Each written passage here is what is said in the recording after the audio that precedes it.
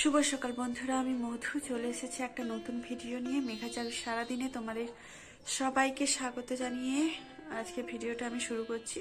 প্রথম থেকে শেষ পর্যন্ত দেখতে থাকো, আশা করছি খুব ভালো লাগবে। আর আমার ভিডিওর মধ্যে যদি কোনো অংশ ভালো লেগে থাকে তার একটা লাইক করে দিও, আর আমার পরিবারের সদস্য হয়ে পাশে থেকো। আর আমার ভিডিওটা যে যেখান থেকে দেখছো, আশা করছি তোমরা ভালো আছো আর সুস্থ আছো।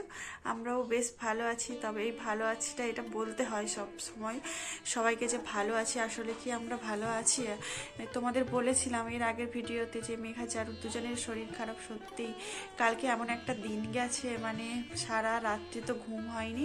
তো আজকেও এই আমি সবে হসপিটাল থেকে আসছি, একবার আসছি, আবার আবার যাব একবার।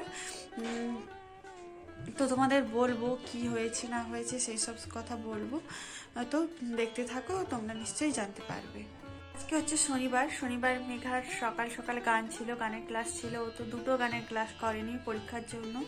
আবার শরীরও খারাপ, কিন্তু আর তো গানের ক্লাস বন্ধ করা যাবে না, কারণ একদিনে ও 3টে পরীক্ষা পড়েছিল আগের শনিবার। তো সেই জন্য হচ্ছে যে ওর বাবা বলেছিল গানটা করতে না, তো গানটা পরের ডেটে, মানে পরের যে ডেট আসবে সেটা করতে বলেছিল। তো আজকে ডেট ছিল, তো মানে ডেটে আজকে গান করেছে। সেই সকালবেলা ঘুম থেকে উঠা হয়েছে 6:30টায়। 7টার সময় গান, মানে গানের স্যার আসে। আর হচ্ছে যে সব মোটামুটি সব, তার আগে তো যা কাজ বাজ থাকে, বিছানা ছাড়া যা এগুলো থাকে সেগুলো করা হয়েছে। বাসনপত্র কিন্তু ওই 6:30টার সময় আমি ধুতে পারিনি, ওই গ্যাস ওভেনটা মোছামুছি ছিল। আজকে যেহেতু শনিবার একটু নিরামিষ, তো সেই জন্য হচ্ছে যে ওদের রান্না বান্নাও যেগুলো মানে নিরামিষ হয়েছে। কিন্তু আজকে ওর বাবা খাবে না, হঠাৎ করে বেরিয়ে গেছে, জানি না কি দরকার, বলছে যে যেতে হবে, দরকার পড়েছে, এসে বলবে। তো ও বেরিয়ে গেছে, বলেছে খাবে না, তাহলে আমরা আর নিরামিষ খাবো না। দেখি হয়তো যদি মাছের পাতলা ঝোল ভাত করবো, এরকম মানে ইচ্ছে আছে। আর বাসনপত্র যেগুলো সেগুলো এই ধোয়াধুয়ি করে ডাক্তার দেখাতে গেছিলাম ওকে নিয়ে, কিন্তু ও কালকে সারা রাত্রি এত কেসেছে, এত মানে গেছে 2:30টা পর্যন্ত। 2:30টার পরে হোমিওপ্যাথি খাচ্ছিল, হোমিওপ্যাথি খাওয়ার পর সাথে সাথে তারপরে আবার মানে বন্ধই হচ্ছে না। এত রাত্রিবেলা কী করবো, তাই আবার এলোপ্যাথি ওষুধটা তো থাকে, হোমিওপ্যাথি ওষুধটা বন্ধ করে এলোপ্যাথিটা খাওয়ানো হয়েছে। তারপরে একটু কমেছে, তবুও কাশি চলছিল। তো তেল মালিশ ওই সব তো মানে সন্ধ্যেবেলা করেছিলাম, কিন্তু তেল মালিশটা করাটা ঠিক হয়নি। ভেবেছিলাম যে হয়তো একটু গরম দিয়ে ঘষে দিলে হয়তো ওর কাশিটা বন্ধ হবে, কিন্তু কাশি তো উল্টে বন্ধ হয়নি, আরও কফ জমা হয়ে গেছে। তো সকালবেলা ওকে নিয়ে যাওয়ার পরে তো ওকে নিউমোনাইজ করতে হবে, না হলে গ্যাসটা মানে দিতে হবে, ওকে 2 বেলা করেই দিতে হবে। তো সকাল এতবেলা আমরা নিয়ে যাব ওকে নিয়ে, আর ওর বাবাও থাকলে ভালো হতো, ওকে নিয়ে যেত, কিন্তু নেই, তো বেরিয়ে চলে গেছে। ও যেহেতু ওকে প্রথমে ডাক্তারের কাছে নিয়ে গেছিলাম, সেখানে হচ্ছে যে ও মানে খেয়ে যায়নি, না খেয়েছিল সকালবেলা ও খায়নি। তো সেই জন্য হচ্ছে যে ঘুম পেয়ে গেছে, রাত্রিবেলা ঘুম হয়নি কতটুকু টাইম, ওই 3টে বেজে গেছে।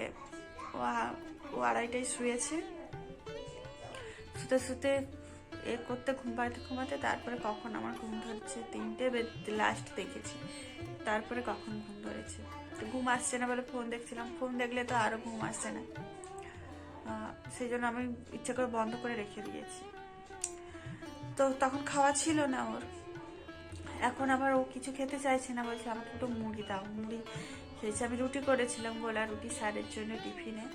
ও বলছে না, গোলা রুটি খাবো না, তুমি আমাকে মুড়ি দাও। মুড়ি অল্প 3-4 গাল খেয়েছে। খাওয়ার পরে এই 10টার সময় আমরা গিয়েছিলাম, ওকে নিয়ে ওই গ্যাসটা দিয়েছে। আমরা ভেবেছিলাম হয়তো নেবো না, প্রথমে একটু ভয় পাচ্ছিল, তো নিয়েছে। সেরকম ভিডিও করতে পারিনি, ও করার মতো ইচ্ছেও নেই আর কি।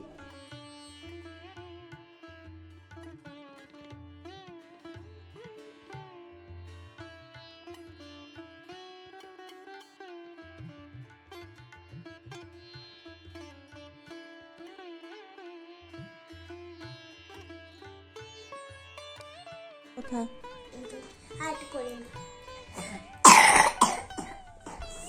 তো দিদি একটু আদর করবে তোমাকে।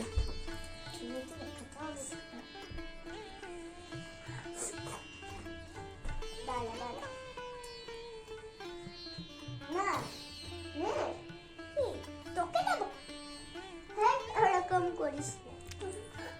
আরে ধর আমার না ঘুরাচ্ছিস।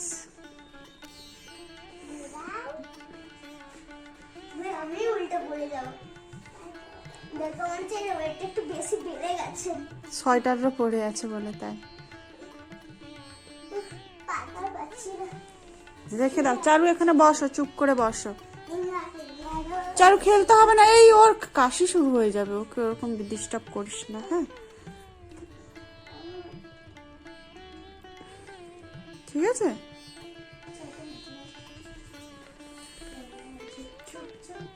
দেখো এখানে খেলছে ওরা, ওরা বদমাশিও করছে মাঝে মাঝে, আর ওর শরীর খারাপ, ওর খেলতে ইচ্ছে করছে না, আর ও খেলবে। এরকম এরকম এরকম কর, তুই এরকম কর, আর হাত রাখছে না। ম্যাজিক দেখাচ্ছে। কি ম্যাজিক এরকম করে দেখাও একটু। এই দেখো লাস্ট এরকম ভাবে এই হাতটা ভাঁজ হলে চলবে না, পুরো লাস্ট এরকম চলবে, দিয়ে এরকম ভাবে এরকম এরকম এরকম এরকম কিছু করে ওই জায়গা থেকে সরা যাবে না। নিয়ে হ্যাঁ জায়গা থেকে সরা যাবে না, চারু তো সরে গেছে না। নিয়ে এরকম করে দেখবে আর দেওয়ালে হাত লাগবে না, একটু সরে যাবে, অনেকটা সরে গেছে আমার। হ্যাঁ, তো চলো ওরা খেলুক। এবারে তো ওর বাবা যেহেতু খাবেনি, কিছু তো একটা রান্না তো করতে হবে, আমাদের তো খেতে হবে, তাই না চারু? তো কি করা যাক, একটা টুকটাক কিছুর মধ্যে একটা করব, তো করি। মেঘলা করেছিল, তো সেই জন্য হচ্ছে যে বেশ ঠান্ডা ছিল, এখন বেশ হালকা হালকা রোদ বেরোয়েছে, কিন্তু ঠান্ডাটা না আবার আগের থেকে একটু হালকা হালকা পড়ছে। আগের থেকে অতটা বেশি নয়, আগের থেকে অনেকটা কমই পড়ছে। এখন কাছে তো দিইনি, আজকে মনটা ভালো নেই সত্যি, ওকে দেখে এমন কষ্ট হচ্ছে না ওইরকম করে কোনোদিন, তো এই প্রথম আমাদের কেউ নিচ্ছে। তো রান্না বান্না করি, তারপরে তোমাদের সাথে কথা বলবো। চলো রান্নাঘরেই যাই আগে। দেখো আমি এখানে সবজি বসিয়ে দিয়েছি, সবজি সেরকম মানে একসাথে ওলকপি, আলু আর চিংড়ি মাছ, একটু লাল লঙ্কার গুঁড়ো, একটু পেঁয়াজ আর আদা জিরে বাটা দিয়ে একটু মেখে আমি একসাথে সবজিটা বসিয়ে দিয়েছি, মানে না কষিয়ে আর কি, এটা ভাপা টাইপের করে, তবে এটা আমার শাশুড়ি মা খুব ভালো করে।